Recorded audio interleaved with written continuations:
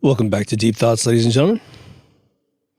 On today's episode, I'm going to smoke this awesome Maker's Mark dipstick that my dad sent me here, so I wanted to film it so he could see it, because it's been a while since I've had one of these, and I love these things, but they're usually kind of expensive, and the guy I go to doesn't sell them.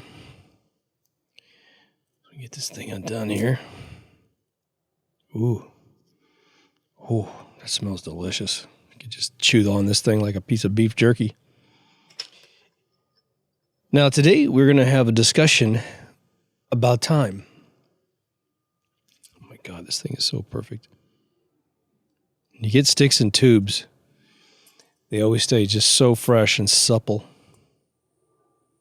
If you can describe a cigar like the kind of person you'd want to be with for the rest of your life, it's a good stick.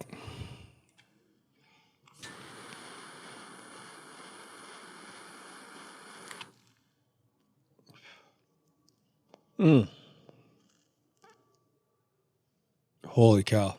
That's nice. Wow. The brand is, just says the bourbon cigar. Helicopter's out tonight, so we'll see where he's going there. I think they just like to watch the show from above.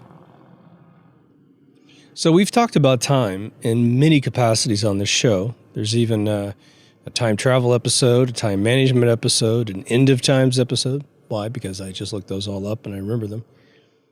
God, it's a big old mouthful of Maker's Mark. So good. Here's what I want to cover on this show. Here's your hook. How many of you have contemplated for a split second in your life winning the lottery or making it big? But you make it big instantaneously, not some long, drawn-out thing. And right away, the blissful, wishful thinking that we get out of that simulation in our mind, if we don't actually experience it, raise your hand if you have, is that you have lived your entire life up to that moment in time of making it big, worrying about your bills, worrying about your retirement, worrying about paying your kids' tuition, perhaps a nice wedding, being able to take care of your family that's getting older. And suddenly, at the stroke of a lottery ticket or some contract you sign and some royalty check coming in, you no longer for the rest of your life have to worry about that constraining thing, which is all consuming when you have the normal burden of paying bills and living a life that you think you can tolerate, let alone deserve.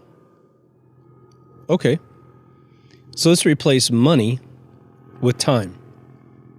As the helicopter comes around, another time.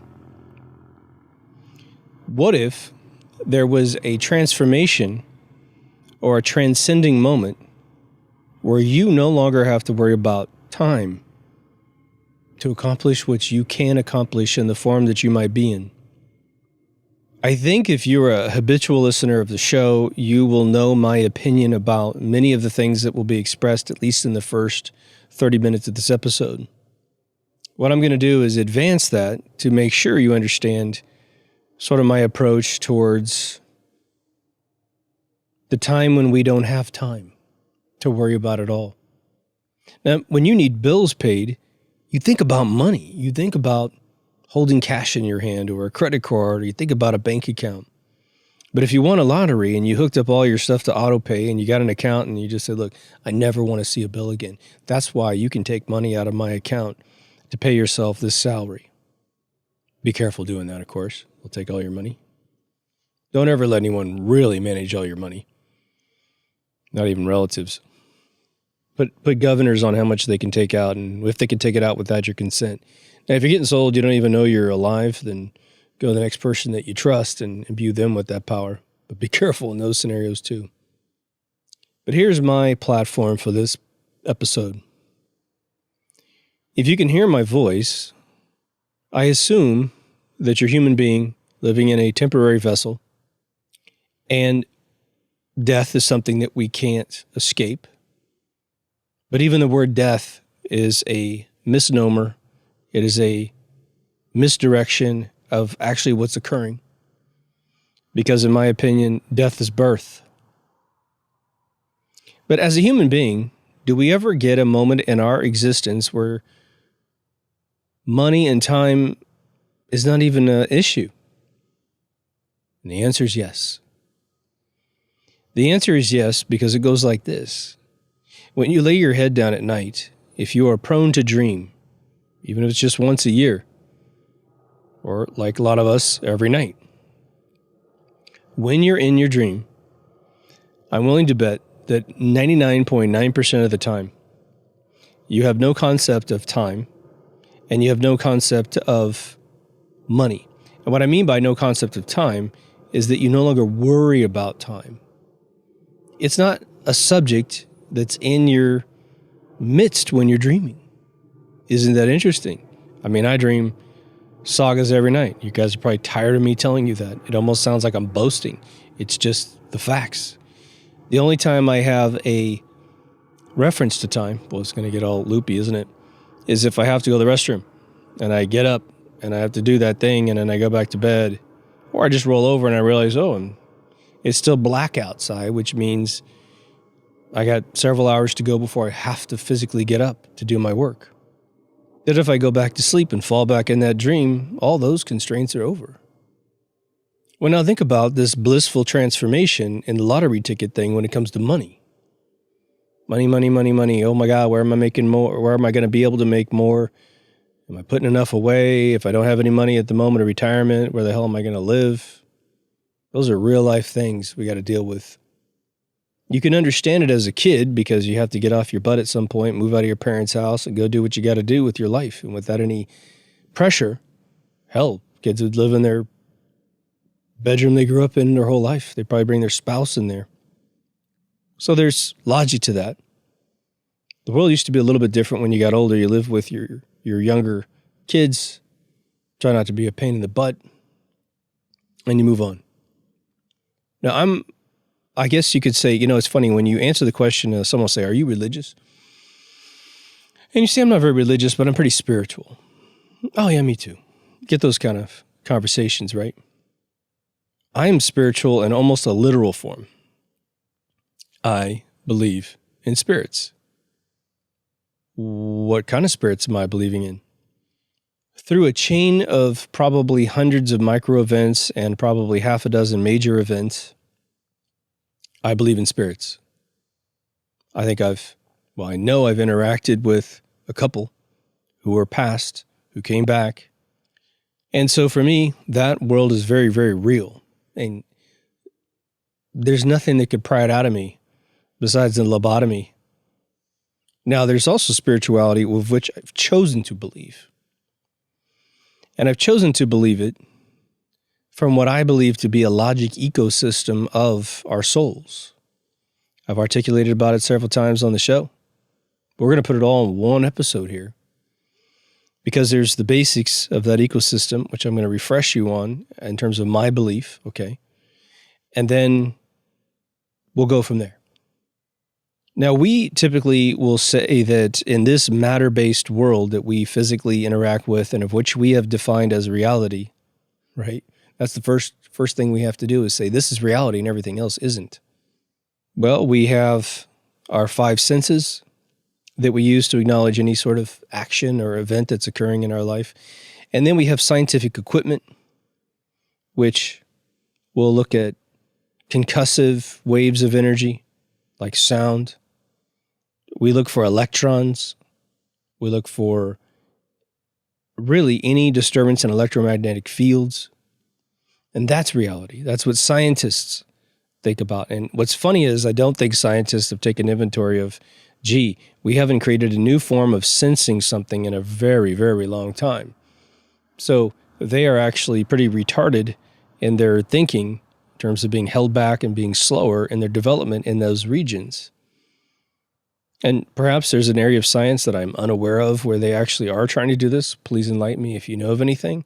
But I have not heard of a new invention that senses anything more than spectrums of light, spectrums of sound, and spectrums of electromagnetic interference, which then can deduce subatomic particles, and other things. Pretty much that's it. Supernatural? Oh man. Unless supernatural involves one of those three metrics, well, it's just in your imagination, isn't it? And of course, your imagination isn't real, right? If you're a writer of either music or story, you will know that imagination is extremely real. The only difference is that you pull it out of this undetectable thing called your mind, and you put it down in a medium which can be either listened to or read or seen or experienced or all the above. The more you open your mind and get creative, it's a muscle. What are you good at? The stuff that you do all the time. The more you allow yourself to be creative, the more it would seem that the spectrum of what you can sense expands. Unlike pop science, which is locked in these coveted, brain-dead, brain-numbing areas of science, meaning it's good at what we've discovered. It's not a bad thing what we've discovered, but come on, guys. There's a few more frontiers out there. I believe that for at least a few generations, this doesn't always have to be a family-oriented thing, but we're going to do with family first. As soon as you transcend to the other side, there's obviously going to be an existence on the other side that facilitates these spiritual experiences that us humans have had with various folks that have already passed. But the question starts at that point. Once you transcend, obviously time won't be a relevant thing that you need to worry about because your soul cannot be destroyed. Period. It can't. The collection of energy of whatever that is, not probably anything that we use in this world to run a circuit, it can't be destroyed. You can't hide energy in the universe, and you can't hide something in a container. You can move it around so that the person looking for it can't particularly find it on that day, but it still exists.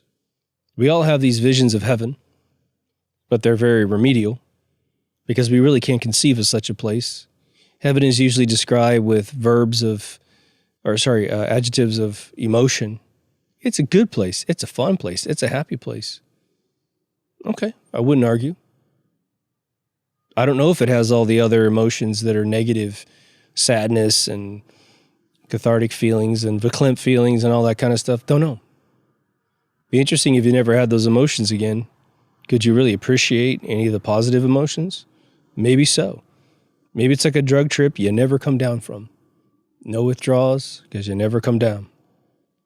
My assumption is that you get, for all intents and purposes, a decompression phase where you have now left a body that potentially you could have lived in for 100 years or even more. Well, if your soul is participating through your pineal gland to create a mind, it uses your body to sense anything and give you this instance of life that you have, which is everything, because you don't have total access to what you were previously in some literal form, meaning you can't just go, oh, I need to ask Grandma a question, but she died 20 years ago. Hey, Grandma, hey, what's up? And you're just going back up there in heaven, having a conversation. You don't have that access. At least I don't have that access. Bless you if you do. The sort of tongue-in-cheek thing is that you do build up a bunch of fantasies and desires of things you wish you could have done when you were alive, in the particular instance you're in now. So when you pass, it might be kind of fun to think about, well, I'm sure my dad wants to meet Elvis Presley at some point in his lifetime. Well, Elvis is on the other side. Is he still going to want to do that after he transcends, or is that erased because his relative form of being has now transcended? He's in a much better place. Not that this place was bad, but he's in a much better place. Instead of going to a big theater, he goes to a massive theater. He gets to see all his favorite movies again, plus every movie that's ever going to be made after he passed. Gets to enjoy it. But as a spirit in a linear time format that's aligned with our linear time format, or is time even a consideration of existence on the other side? If one achieves immortality on the other side, or at least visits the always present immortality world on the other side, then what does time matter? But the second that we try to say that a spirit can interact with us in this world, which again I've experienced at least twice very vividly, one with 3 witnesses and one that I just know that when my mom called and said that her mother died, I said, yeah, she visited me that morning, told me she was on the other side and she was in a great place. Okay. So obviously, if a soul is going to interact with you in this world, they're interacting from whatever perspective they have into our more constrained perspective on this end. It is my hope that time is fairly infinite on that side and that they could run off and spend 1,000 years engaging all of their fantasies. They wanted to win a bodybuilding contest. They wanted to win a beauty pageant. They always wanted to be an artist, a musician, whatever fantasies you had, meet people. I want to meet Tesla and sit down and have a really long conversation. He could smoke a pipe, I'll smoke a cigar.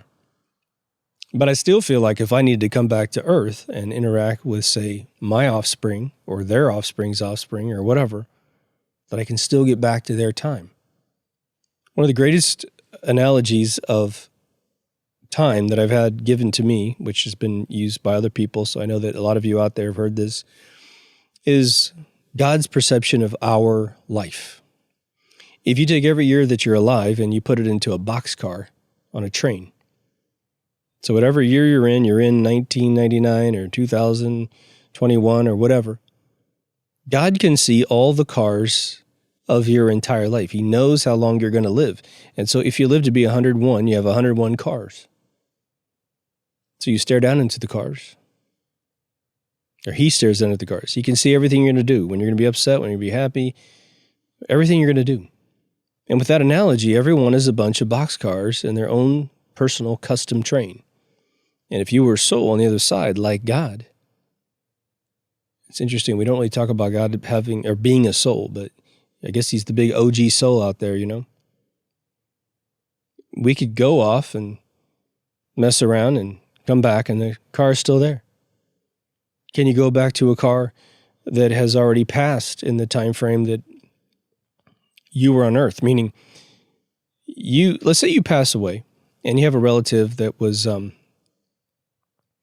20 years younger. Let's say you died at 100, they're 80.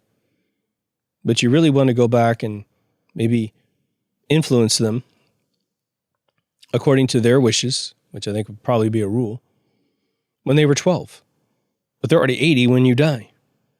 Is it possible to go back to the 12th car and say, hey, you know, they were making a choice about their life and you want to be there to influence them the way that they told you when they were 80, that they either had a miracle moment where they made the right decision and they were so fortunate, or maybe they wish they made a different decision. And you'll try to wean them over to the decision that they wish they had made because you can see it clearly in your life too. Yeah, you probably shouldn't have done that. Probably shouldn't have taken that vaccine.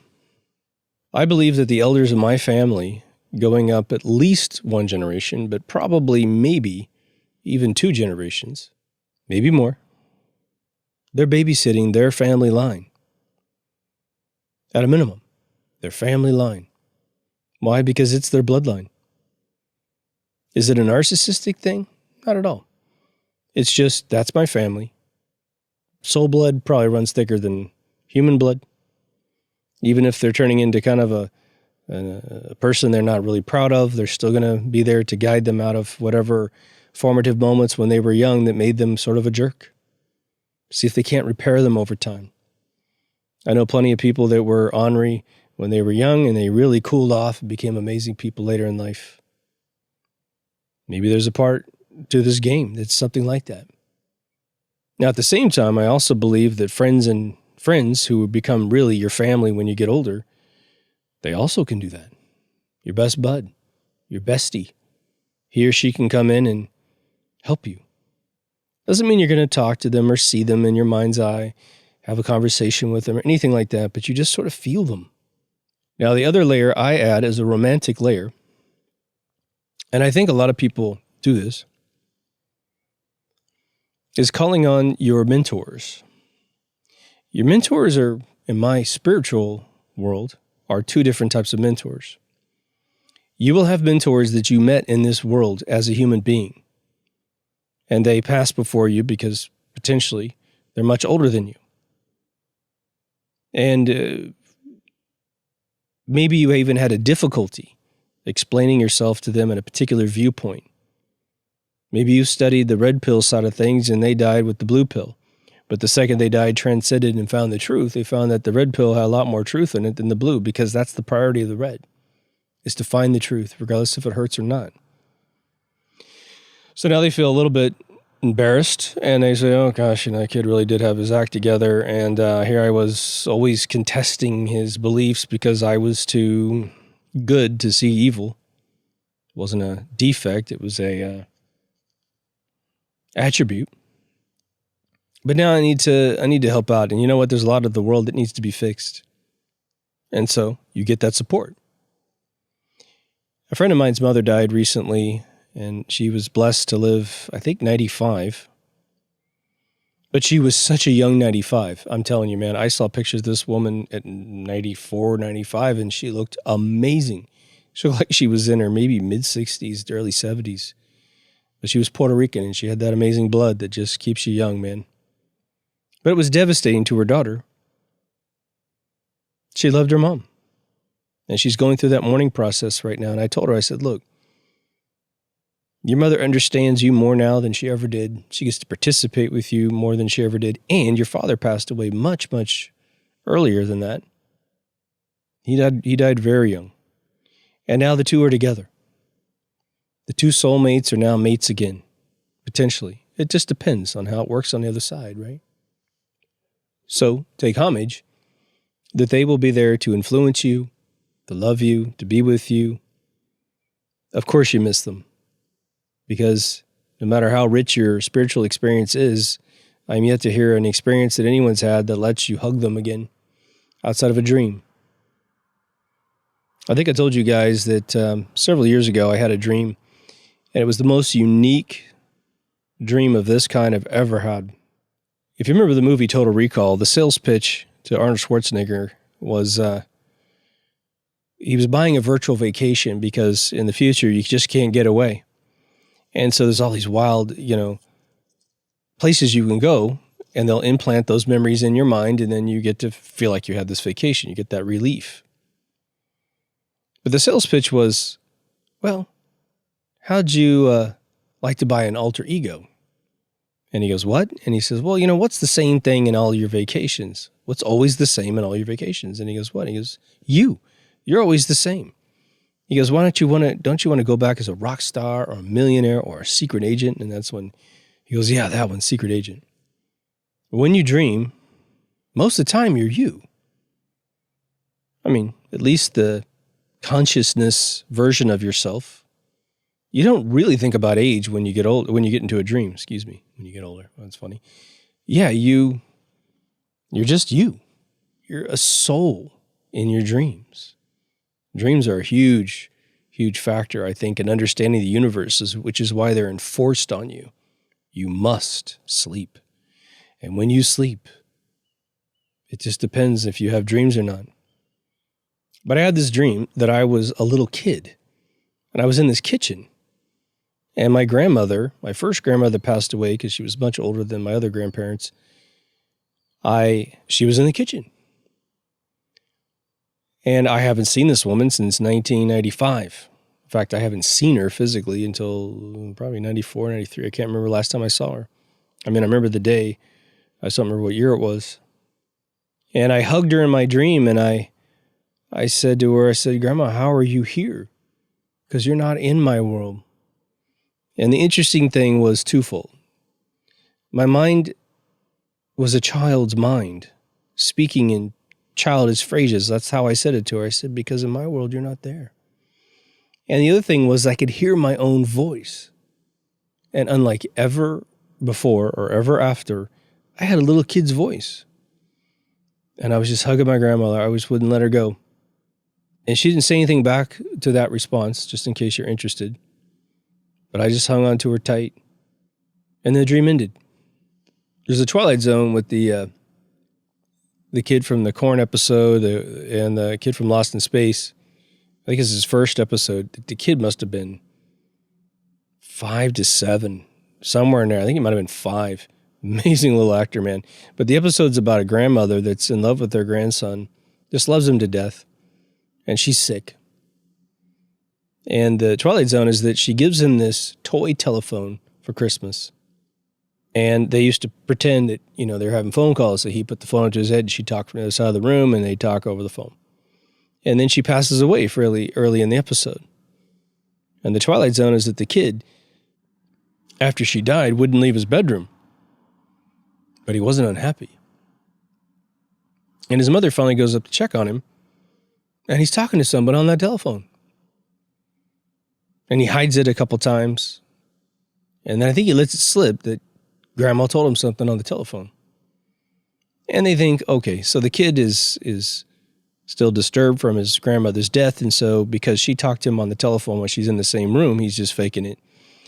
But then the mother runs over to the telephone once and holds it up to her ear and she hears her mother-in-law talking on the other side. Creepy as hell, dude. Perfect, right?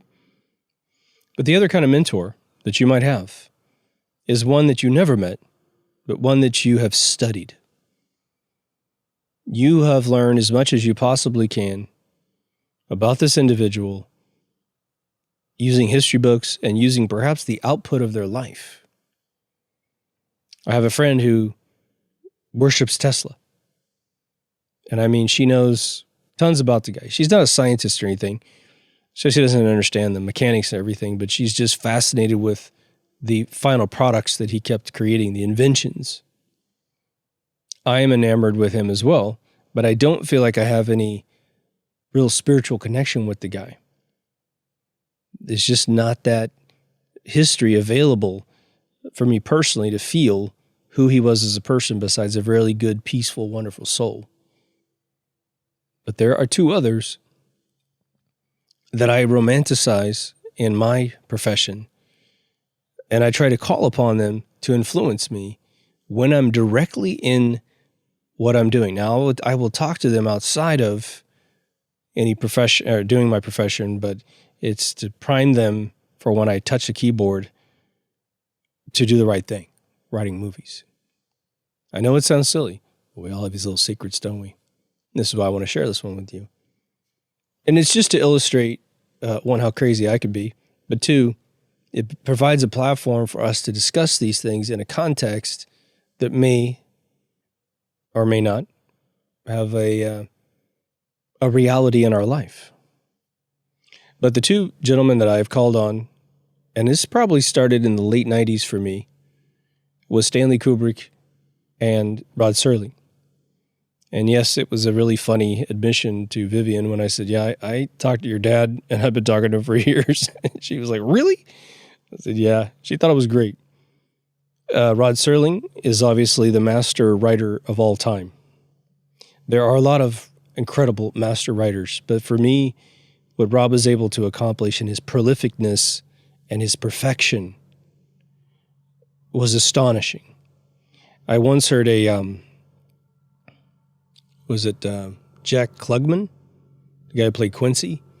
He was interviewed in the late 90s. He had like larynx cancer or something. So he had this really scratchy voice, but he said there was a scene in one of the Twilight Zones where he thought the dialogue was a little silly. And I think it was the episode where he played a trumpeter who met Gabriel, the angel. But he said at one point the actor was playing Gabriel, who also played Lincoln. He looked like Lincoln. It was crazy. They kind of thought the dialogue seemed silly, and Rod was on the set one day, because apparently he made a routine of always watching his stuff get filmed. And he got Rod pulled aside, and both of them were like, hey, do we really have to say this dialogue? I mean, we could say the same thing a little bit differently. And Rod stressed with them. He goes, no. He goes, those words are really important. You have to say the words. Shakespeare would have slapped him across the face. Klugman, he would have slapped Klugman across the face like, speak the words that are spoken for you. And Rod was right. Rod picked his words very carefully. He knew how his words would be interpreted over time. He knew that to make things really modern would disturb its playability for the future. That's what I believe. Rob is also the master of hooks, of payoffs, of really embedding inside of anything that he wrote a deeper message. You know, I do it on this show. I sneak all kinds of topics into other topics. One, cross-pollinating you to other episodes so you see more than just one episode before you go away. But two, to hit you as deep as I possibly can, to get your mind to trigger. I learned that from Rod. I may have even subconsciously started doing it before consciously realizing it. But when I write a film, or design a film first, of course, I am thinking about every episode I ever watched. And even though other people wrote 50% of the Twilight Zones, he wrote the first 50, I'm thinking about all of them, everyone that he entrusted, the Charles Beaumonts, the Earl Hammers. I trust them, and I listen to their voices, and I try to say, okay. And what's fascinating about it is it works. Stanley Kubrick is in the game to help me express those ideas in a visual format, to make sure that in camera, it's going to be not only a fun story, but it's also interesting at the same time. The words that I've chosen to communicate to a reader is something as valuable to see on a big screen. It's there. Do I always succeed? Of course not. But anytime I fail, that's when I blame myself. Anytime I succeed, well, I share the winnings. In my opinion, it allows spirits to have sort of an NX project on the side. Again, I told you guys way back in season 1, my philosophy of the universe, which is that it invests in you if you invest in it. Don't beg for a guitar solo if you don't own a guitar. Don't beg for a movie unless you start writing something down on paper. Now I'm going to throw a kind of an esoteric thing at you, which is I believe that the digital media potentially robs your interaction with the universe. I know it sounds silly, but imagine you type a document into a computer and it's stored in a bunch of bits on a hard drive. Do you really want the spirits of the universe to try and decipher all the things you typed in? Someone has to be over your shoulder every split second of the day so they can transcribe it down, so when you shut down your computer or hit the screensaver, they remember what you wrote.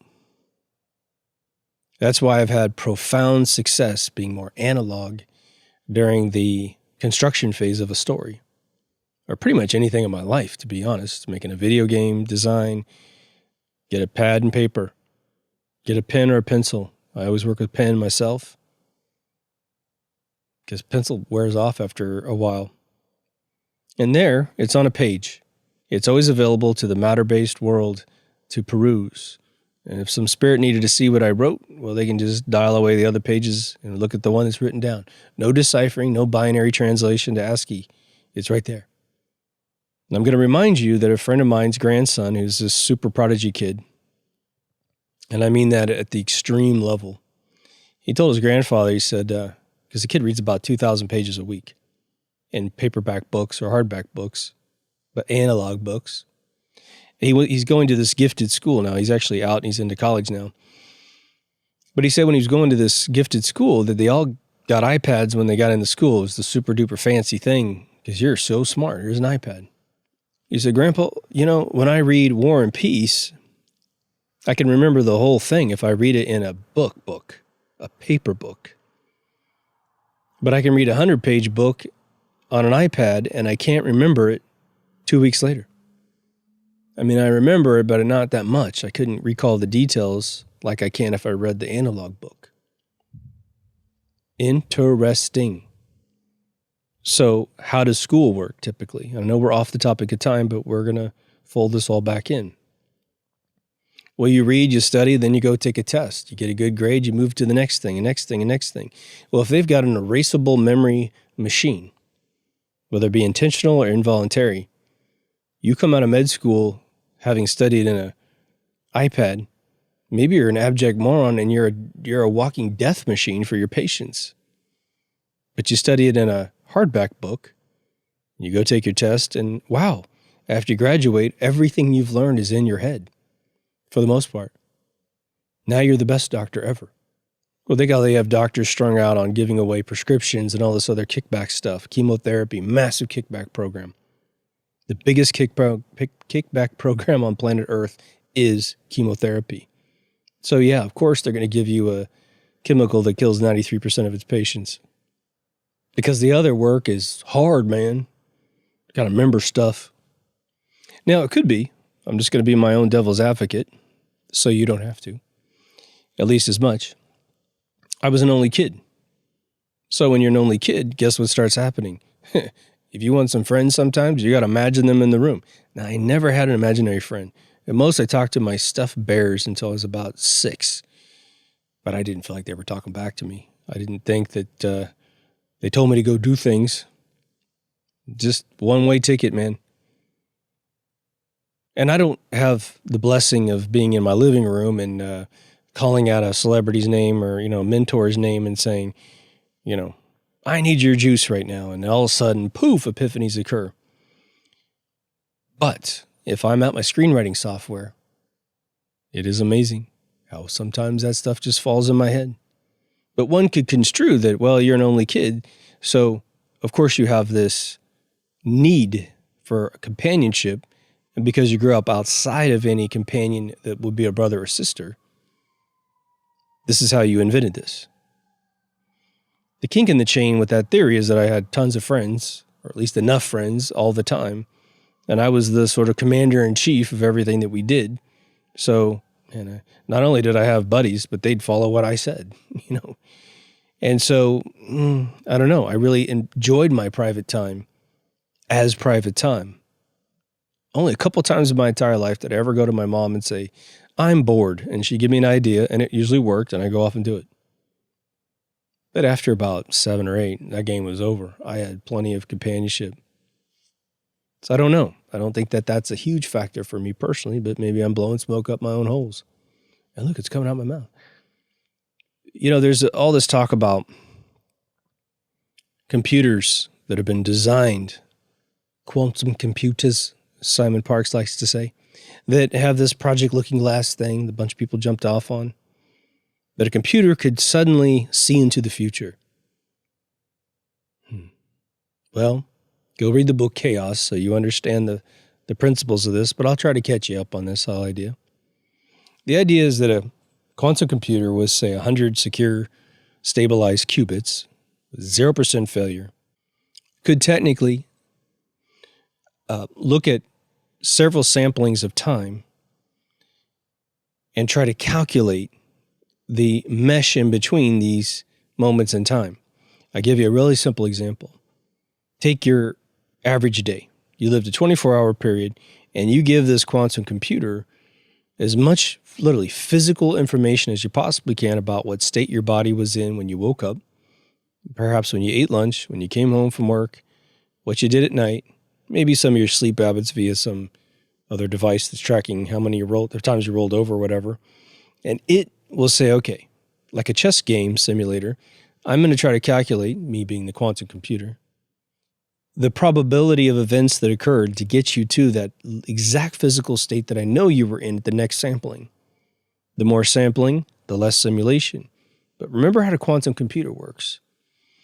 A quantum computer can go in all directions of conceivable reality that it is taught to maintain all at the same time. So instead of an algorithm that might have to run for 1,000 years to calculate your middle ground of a single 24-hour day, the quantum computer with 100 qubits without error could technically do it instantaneously. Now, it may not be exactly correct, but what it has done is created a few samples, if not 1 million samples, of what could have occurred between the first sample and the second sample. But now, here's the catch with any computer being able to predict the future. Now, it might be pretty illogical to say, I got a family in America and every single one of them are criminals. This dude's a bank robber, this dude's a rapist, this dude's a klepto, blah, blah, blah. Do you think that their children raised in the same household will have the same sort of criminal behavior? In this Minority Report, lowbrow computer goes, yeah. Oh man, look at that. That's so fancy. Well, that's just logic, man. It's just a social construct that this kid's raised in, that laws don't apply to us. Those are for suckers. And the whole game of life is to get it for free. No matter how much you cause pain to others, that's just the way we're going to do it. We're not going to work hard, you know. But reality, what has Captain Kirk taught us about reality? The fabled Captain Kirk, fictional character in the show Star Trek, especially as romanticized in the films, he broke the system.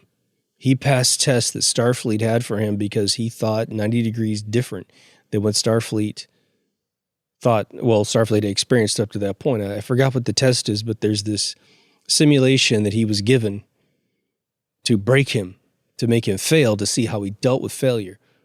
But Captain Kirk thought differently, and he won the simulation, and he was the first and only guy to do it. I think that's the storyline. No one else did it after him. It's got a name. It's really cute. It's really cool. But there you go. The computer can know all the particles in the universe. But human thought is controlled by an outside force that a computer doesn't have access to. And that's called your soul or your spirit. So unless that computer can tap into the soul and back engineer heaven and all the souls and all the other forms of life, and then physically understand the transistor of the soul, it's never going to be able to predict what we're going to do. And so the idea that there's conceptually a computer that could predict the future, it would only be able to predict really coarse sociological behaviors. When it figures out how many people wear a strangle thing over their face for an indication that has a 20% of a single percent chance of killing you, then it can figure out the complicity and docility of a human being and then say, yeah, we can push them a lot further because they're all morons. Sure, that's a coarse brush. That's not a fine brush. That is not going to predict anything that's going to be the plan. It's not going to be able to do that. It never will be able to do that. Not ever, okay?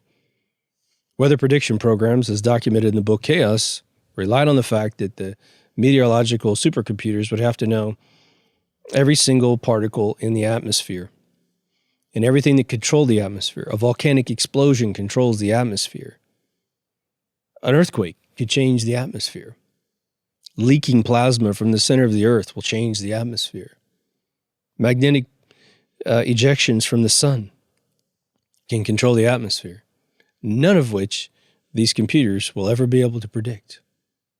Now, the fundamental question that we always ask ourselves, is time really a thing? Relatively, absolutely, it's a thing that exists. We operate by state changes in the universe. People call what I'm in right now nighttime. If the sun was out, you call daytime. You were young once, now you're older. Okay, so that's your relative time. Your relative time is different than my relative time. If you're a young person, you damn well know you look at old people every once in a while and you go, man, that dude's really old. Whatever that dude did, he already did it. So I wonder what he's thinking about today. If you meet someone who's like in their 80s or whatever and you know they're retired, well, what do they do all day? You're working your butt off. You're doing something totally aggressive. You're trying to get your mark on this universe. But you know they're not. They're just trying to wake up every day. Maybe they have a hobby here and there, but they're at a much lower expenditure than you are. Does heaven have state changes? Does the soul have a state change? Yeah, probably. But you know what? If you had a bank account that had $10,000 in it and you want to travel around the world, you're going to have to be really strategic about your tickets, your food, and all this other stuff. It's going to literally limit, depending on how frugal you are, how long you can travel around the world. But if you had $1 million and you want to travel around the world, well, geez, you might be able to travel around the world for 10 years. Easily.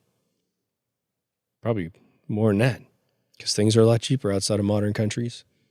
But if you were infinitely rich, would you even think about your bank account? You would go do what you want to do when you want to do it. Well, if you're a soul, do you introduce into your consciousness as a soul any tracking of time? Answer is probably no.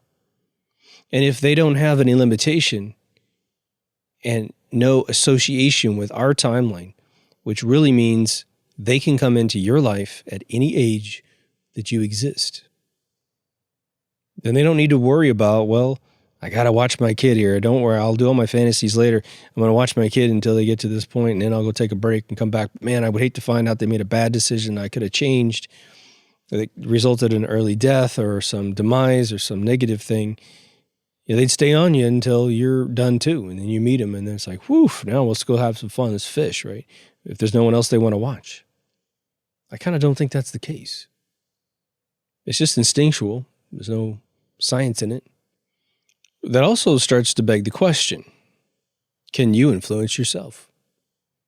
If time doesn't matter on the other side and there's complete access to all time frames on the other side, could you come back and influence yourself to make a better decision? It would seem that that's not occurring because bad decisions are made. But is it our lack of open-mindedness to hear the voices come in? I was talking to a friend of mine, and she had some very successful people in her family. And she is behaving like them, but it's 2 generations back. It's her grandfather that's this massive entrepreneur, super successful. And he died, I believe, in the 90s. And so now in the 21st century, deep into the 21st century's first quarter here, she's a very successful entrepreneur. And I think that she is 100% engaging the genetics that are her grandfather's genetics. And it always seems to leapfrog, right? You get a lazy generation, then you get a hardworking generation, then you get a lazy one, It just seems to do that. It's like a tapestry where there's odd, even threads going through. One white, one red, one white, one red. And she resisted me for a really long time with that theory. And then this last year happened, and she managed to make more money in that ridiculous year we had last year than she's ever made in her entire life. And she's like, this is crazy. I can't believe I'm making all this money, and I'm still annoyed by all this crap going on. And it was in this, I don't know, there was a huge transformation in this person last year, all for the good, all for the good. And now she's open-minded to it.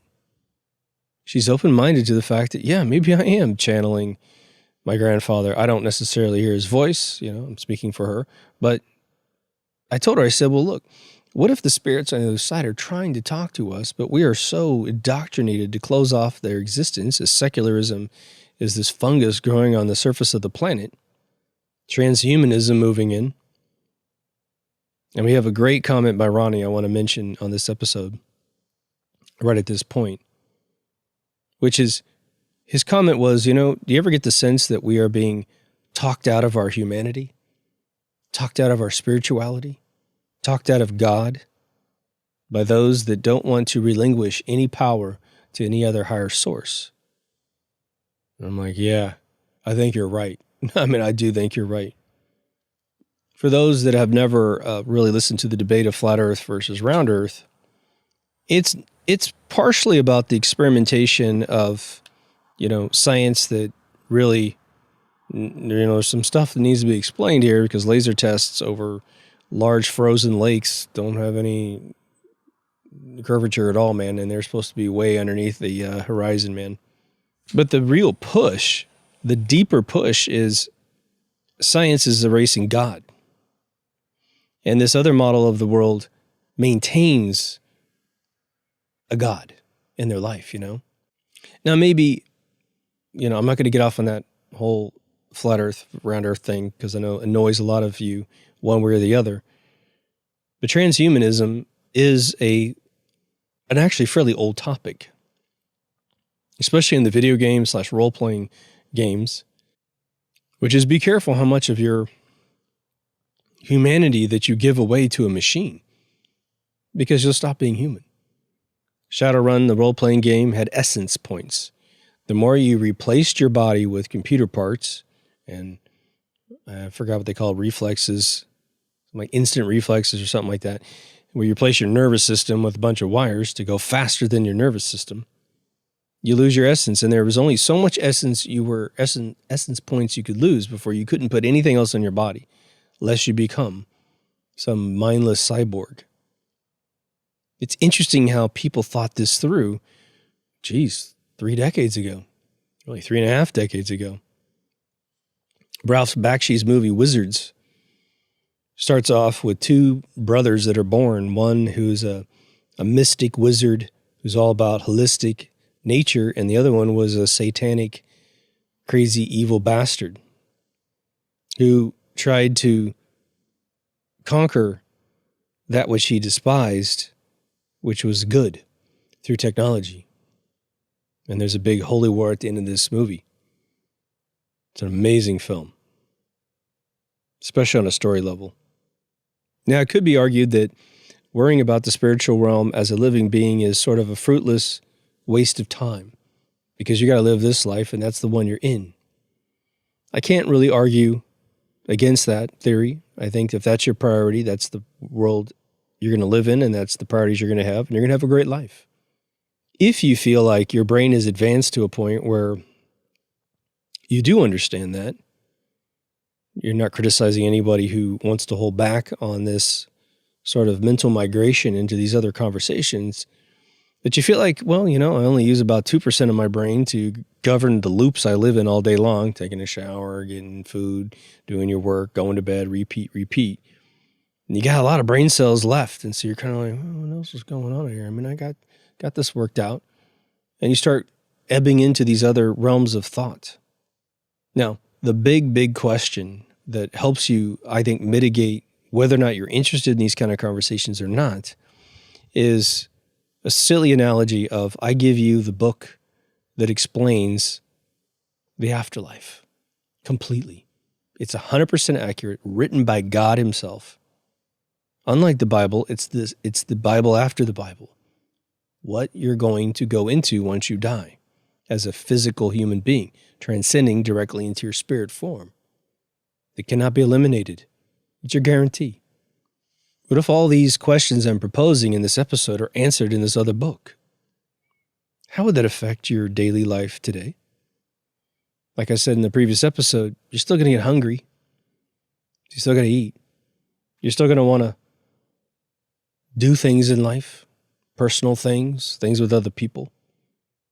I think that the biggest concern that most of us have with this theory is, and this is for us to us, right, from you to yourself, is that if we became super familiar with this beautiful ecosystem of potentially dying as a human, being born as a soul again, where you get to gather up potentially everything you've ever done as a point of reference, meaning you've lived an infinite number of times and you pass on to this other realm, and all those previous experiences are at your beck and call. Now, just like as a human being, you would never want to be sitting anywhere in the universe with every thought you've ever had in your life, with every history moment that you've ever had in your mind at one time. That would be just insanity, right? It'd be a white noise picture of something that would probably debilitate you greatly. I'm assuming the same goes for being a soul. Just like a computer, you got your hard drives for everything you've ever typed into your computer, but you have memory for what you're thinking about right now. It may not even matter what you were in the past when you get to the other side. When you go into a dream, do you worry about other dreams that you've ever had? Not really. Does it happen?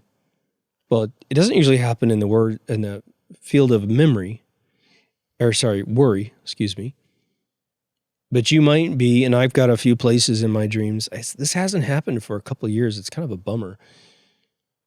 I guess, it probably happened last year at some point, but there are places I go in my dreams that there's about, I don't know, probably at least half a dozen places that I remember. And they're like old familiar sets that when I get back to those sets, I get this warm fuzzy feeling like, oh, I'm back. I'm back in the attic of my uncle's house that doesn't really exist.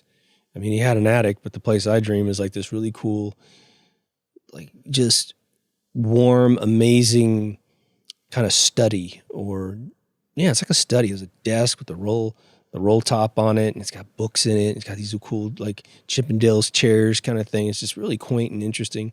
I got another one. It's sort of this Art Deco building, which I believe is a movie theater. It has a big escalator that actually turns around a corner. It doesn't stop. It turns around a corner, which doesn't exist in real life, as far as I know.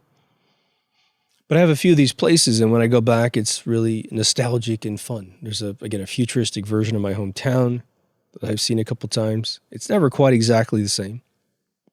So maybe there's something to that when it comes to you and your soul. But now what if, as I've suggested in several episodes, what if dreams are pretty much exactly what it's like to be on the other side, except you're more lucid? In fact, you're 100% lucid. Now, part of that would be a bummer because unless you can, you want real people and real souls in your afterlife. You don't want a bunch of fake actors. Even if they are real souls in your dreams, you don't. I definitely dream about people in my family, and when they're in my dreams, they're not the same people. So they're not the same souls for sure. Someone's acting out that role, or I'm acting it out for them in my mind.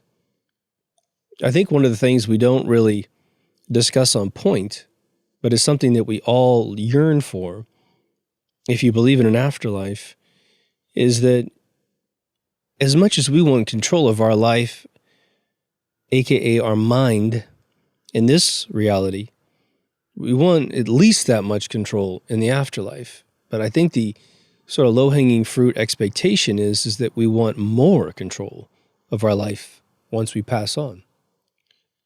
Part of my sort of knee-jerk reaction about what I hope my first moments on the other side are like, it's always a tangible world, sort of like a dream in that it is free-flowing, in that it doesn't have to adhere to any structural reality of architecture in this world. But yeah, it would be cool to get to the other side, and there's sort of a ceremony of some sort. Your loved ones who know you so well will put together a scenario which is the most incredible welcome home party you've ever had in your life.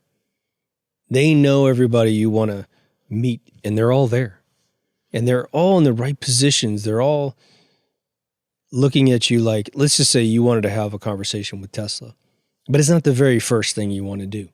You want to hug your loved ones and your best buds that are all on the other side. But Tesla is there. He's in some new gear, by the way, looking pretty sharp. And he's just looking at you like, we're going to get our time. Don't worry. Go hug your grandma. And so you're like, oh man, it's going to be great. All those little fantasies. Then, of course, there's the logic that we can't conceive of it, so why try? I endorse that too. It's a little harder to deal with that, right? Totally unknown.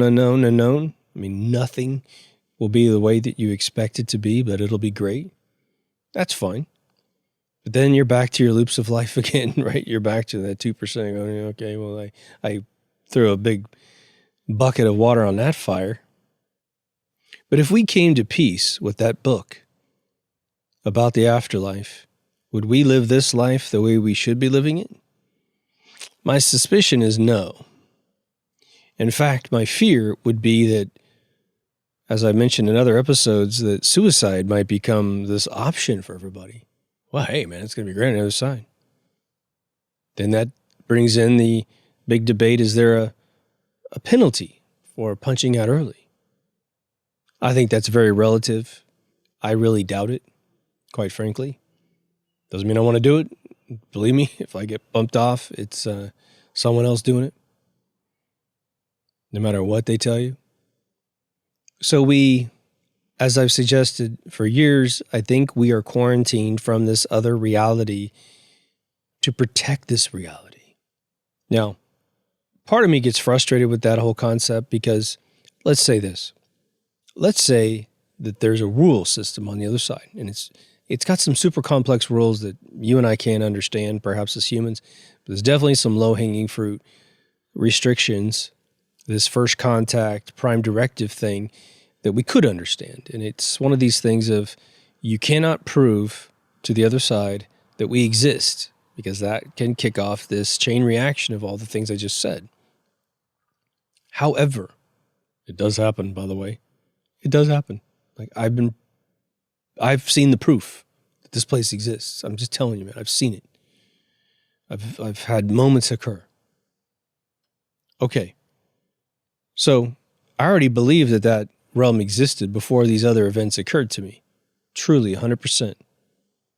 I don't know exactly how their world works. I'm just telling you, I know it exists. So if you have that level of belief, especially those of you who believe in God and have always believed in God, you know that no matter how long you live your life, you'll always continue believing in God.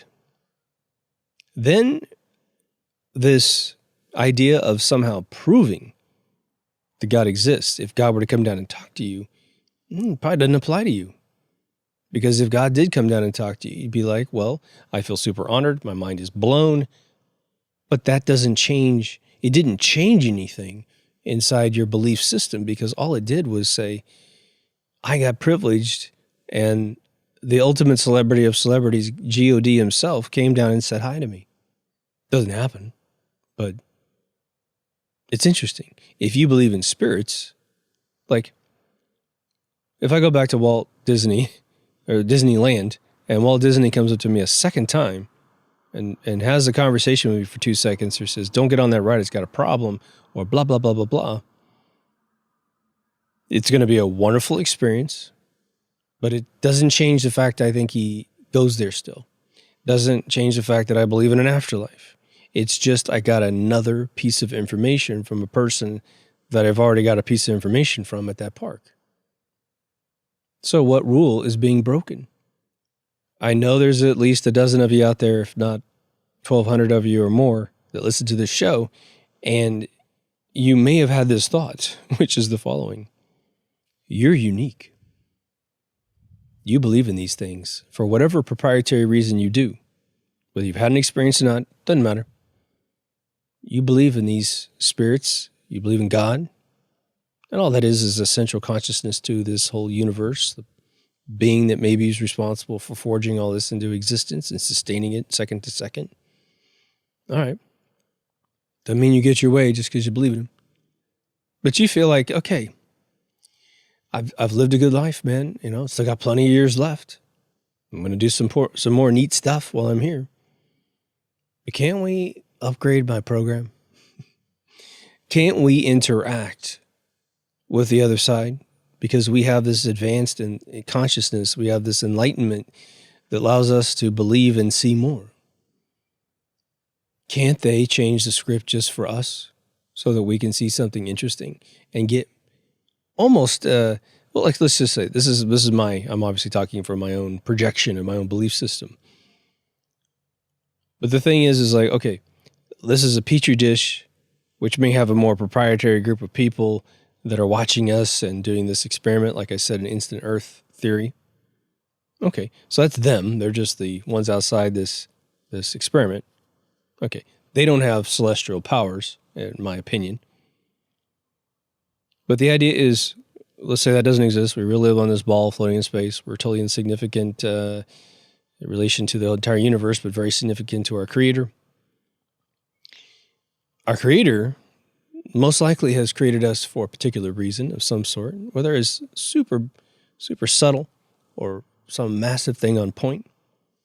The idea would be if they were to bend this rule, or at least say for all of these constraints that are no longer constraints for a particular individual, this woman has always believed in God her whole life and she's 80 years old. Now we can go down and say hi to her based on our belief systems because we're not breaking any rules. Star Trek, let's take that as an example. Star Trek has a prime directive.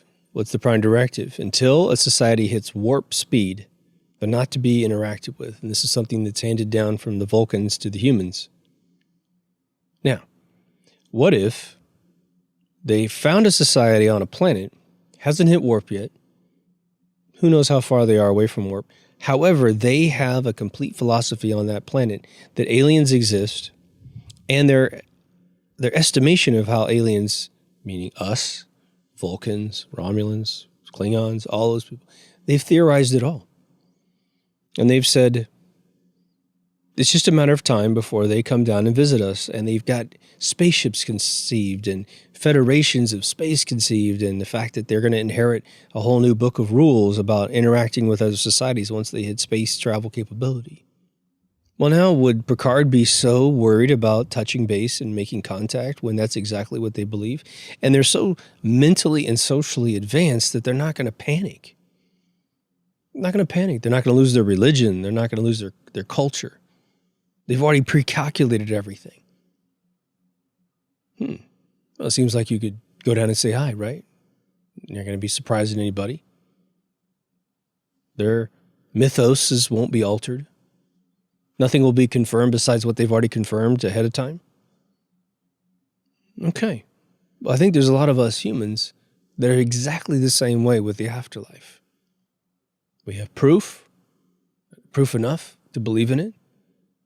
So now, what would happen to the human experiment of the Creator to allow into our lives a spiritual presence?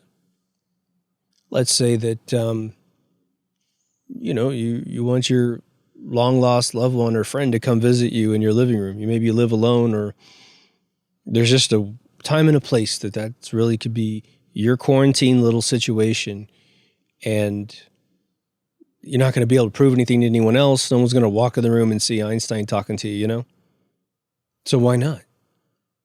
Because here's my feeling. My feeling is, if this is never allowed, and maybe it's happening in a different part of the universe, maybe there's parallel universes where this is occurring.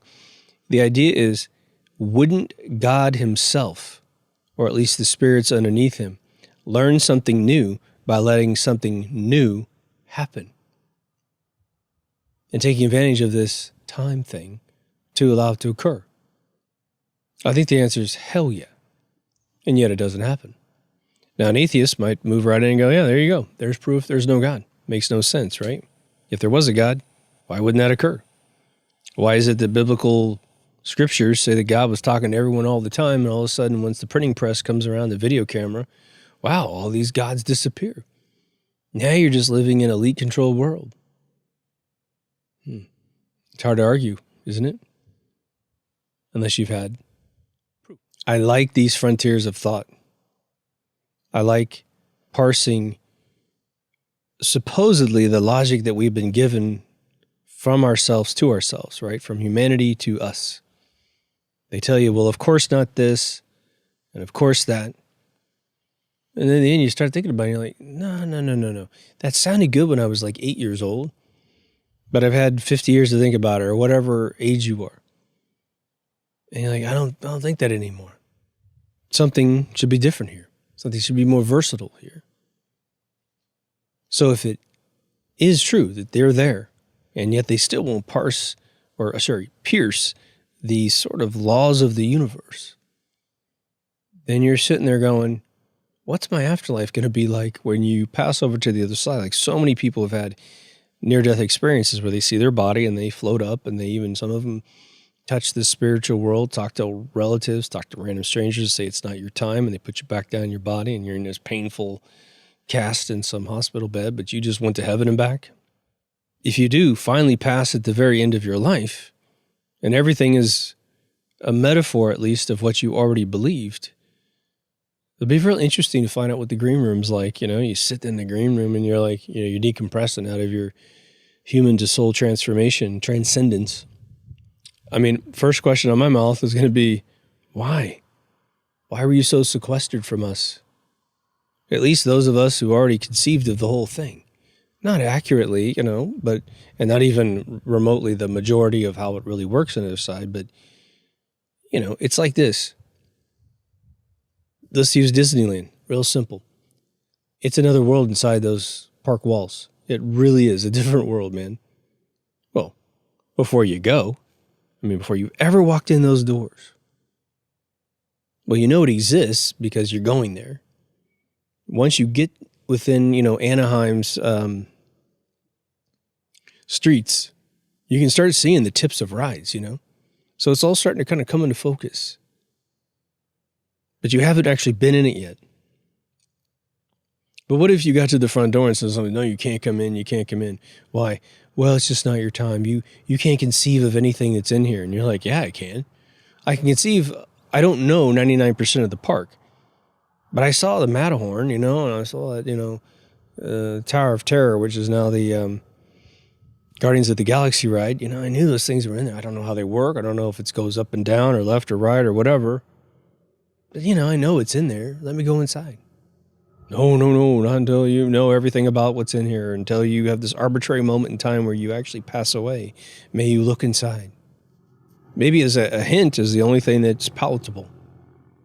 Now, there'll be some people that are very religious that think this is sort of a sacrilege line of speech, but I'm going to estimate that's a pretty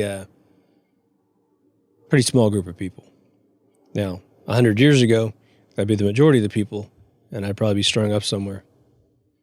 I think what's interesting is it's just as people get polarized in political parties and they can't see outside of their political affiliation, these conversations tend to, one, never be discussed, right? I mean, you let me know if you've had conversations like this anywhere else in the entire world, because I'd like to visit, trust me. Usually it's like you got high in college and you had this conversation one time, but no one else in the room understood what the hell you were talking about while you're having this massive triple, quadruple epiphany that you forget the next morning.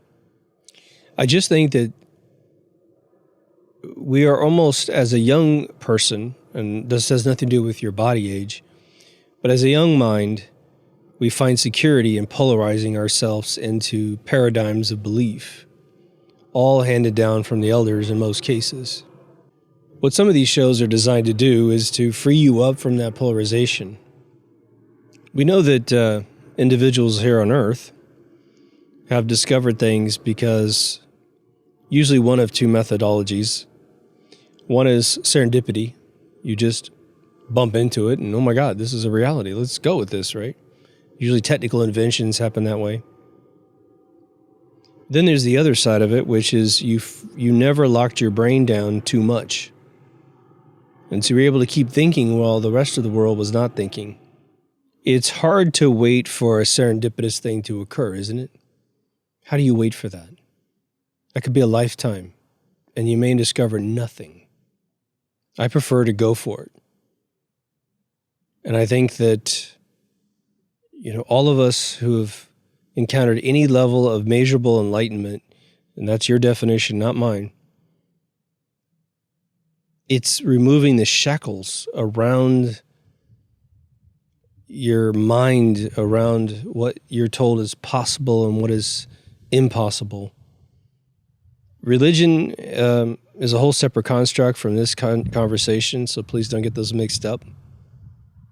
But the afterlife is definitely one of those things where we simply are, there's a bunch of people that are afraid of it, afraid of dying, and so they can't get near the conversation.